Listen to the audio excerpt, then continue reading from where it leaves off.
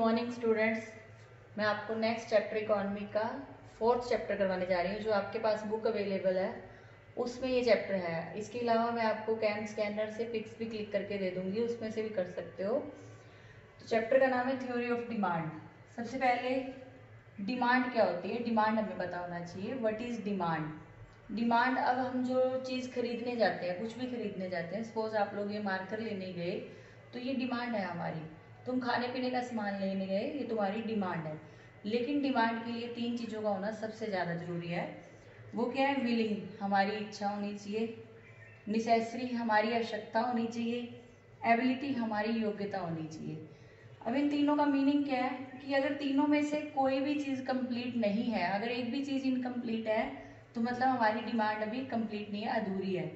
जैसे कोई भी चीज़ खरीदने की, सपोज फ़ोन खरीदना, आप लोगों ने फ़ोन खरीदने की आपकी इच्छा है, आपकी आवश्यकता भी है फ़ोन, लेकिन आपके पास अफोर्ड नहीं करते, तो वो हमारी डिमांड इनकम्प्लीट है। और अगर आपकी आवश्यकता है, एबिलिटी भी है, अफोर्ड भी करते हो, लेकिन आपकी इच्छा ही नहीं है खरीदने की, तब भी वो डिमांड कंप्लीट नहीं कही जाएगी। तो डिमांड के लिए तीनों का होना कंपलसरी है। What is demand? Demand refers to the quantity of commodity. Commodity हम बोलते हैं जो भी हम गुड्स खरीदने जा रहे हैं, किसी भी गुड को हम कमोडिटी कहते हैं। तो demand refers to the quantity of commodity that the consumer are able and willing to buy at the possible price. मतलब क्या है कि कंज्यूमर खरीदने वाला हो गया, वो एबल भी है, विलिंग भी है। जितना प्राइस चल रहा है उस प्राइस पे वो खरीदने के लिए विलिंग भी है और उसकी एबिलिटी भी है। तो डिमांड क्या है? जितनी, जो भी हम क्वांटिटी, किसी भी कमोडिटी की क्वांटिटी खरीदते हैं, जितना पॉसिबल प्राइस है उस पर खरीदने के लिए हम रेडी हैं, दैट इज कॉल्ड डिमांड। फिर नेक्स्ट टॉपिक आएगा क्वांटिटी डिमांड। अब डिमांड में और क्वांटिटी डिमांड में क्या डिफरेंस है? क्वांटिटी डिमांड और डिमांड में सिर्फ इतना सा डिफरेंस है कि क्वांटिटी का मतलब है कितनी क्वांटिटी की आप डिमांड कर रहे हो। सपोज आइसक्रीम की ब्रिक लेनी है आपने, तो आइसक्रीम की ब्रिक का मतलब आप कितनी ब्रिक ले रहे हो, 1 ले रहे हो, 2 ले रहे हो या 5 ले रहे हो, वो आपकी डिमांड कितनी क्वांटिटी है, तो that is called quantity demand. तो सेम मीनिंग में हम कितनी क्वांटिटी बाय करते हैं, that is called quantity demand. इसमें नेक्स्ट जो है डिमांड शेड्यूल है। अब डिमांड शेड्यूल क्या होता है? शेड्यूल का मतलब होता है एक टेबल। टेबल, जैसे ये हमने टेबल बनाई, ये टेबल, जैसे इसमें प्राइस लिखा, इसमें क्वांटिटी लिखी हमने। क्वांटिटी हमेशा यूनिट में होती है। तो ये जो टेबल है वो शेड्यूल है। शेड्यूल मतलब टेबल, एक ही बात है। Other things remain constant. Other things remain constant का मतलब हम ये मान कर चल रहे हैं कि कुछ एक चीज़ें कांस्टेंट रहेंगी जो चेंज नहीं होंगी। जैसे मार्केट में ये मान लिया कि फैशन चेंज नहीं हो रहा, गुड्स के प्राइस में कोई चेंज नहीं हो रहा, हमारी इनकम में कोई चेंज नहीं हो रहा, ये सब चीज़ें कांस्टेंट रहेंगी, तभी ये डिमांड का रिलेशन आपको समझ आएगा, अदरवाइज नहीं आएगा। तो इनको हमने कांस्टेंट मान के चलना है।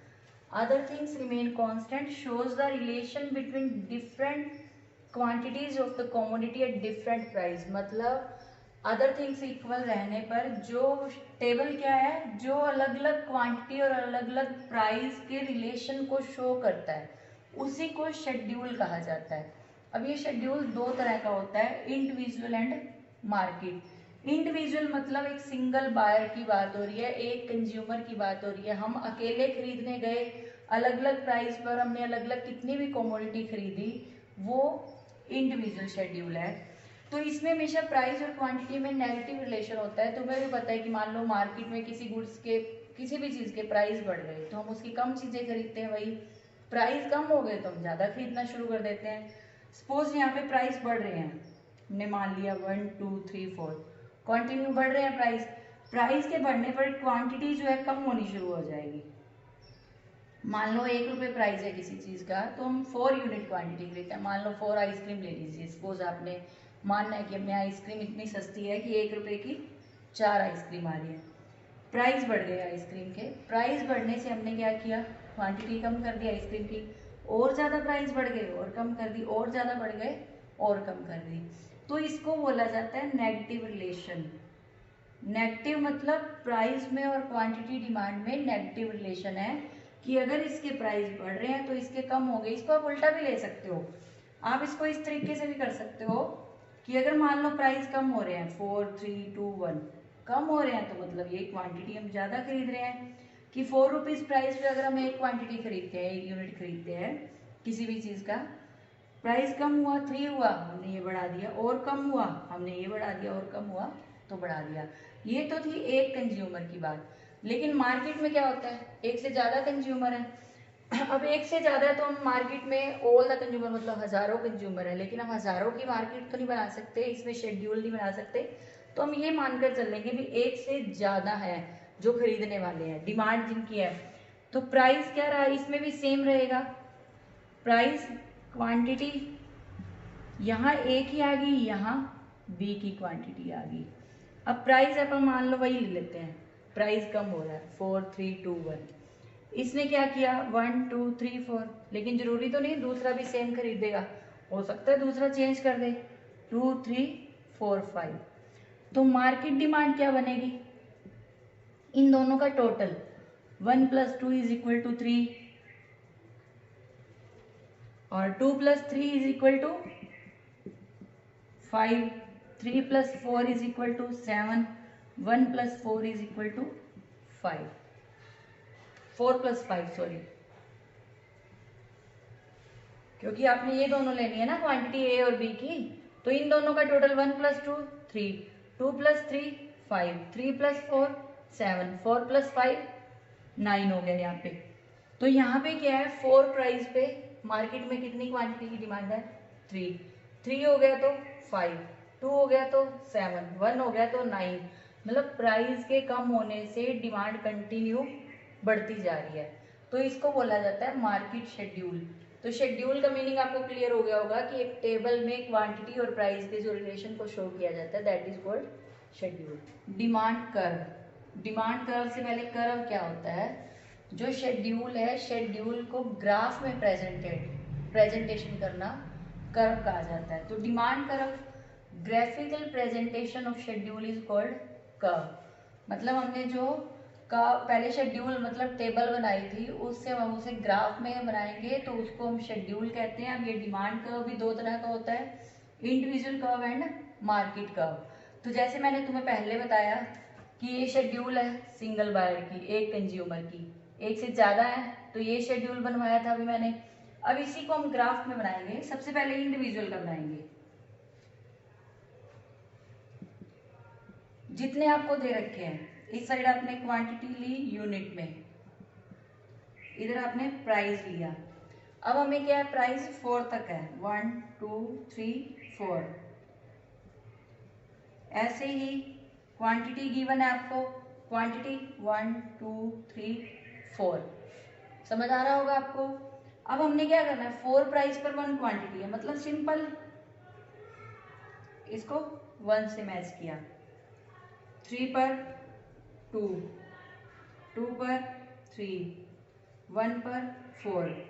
अब हम क्या करेंगे इन पॉइंट्स को ज्वाइन करेंगे, तो ये क्या आ गया डी डी डिमांड कर्व, इसको कहा जाता है डिमांड कर्व। तो ये इंडिविजुअल है सिंगल बायर का, लेकिन हम मार्केट बनाना है तो इसी में ही हम एक तो ये अलग से बनाएंगे, इसमें क्या है ए का यही हो गया, बी का एक और बना लेंगे, सपोज ये ए का है, आपको अलग से बनाना है, मैं इसी को समझा रही हूँ क्योंकि नीचे बनाऊंगी आपको समझ नहीं आएगा। ये सपोज ए का बन गया, अब आप बी का बनाओगे तो बी का बनाने के लिए भी सेम,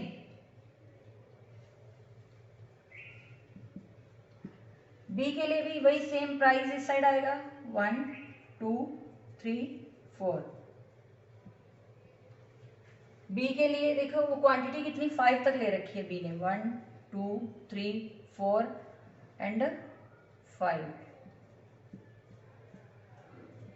अब आपको ये ध्यान देना है कि अगर 4 प्राइस है तो बी कितनी क्वांटिटी बाय कर रहा है 2, 4 पे 2, और अगर 3 है तो 3 पे 3,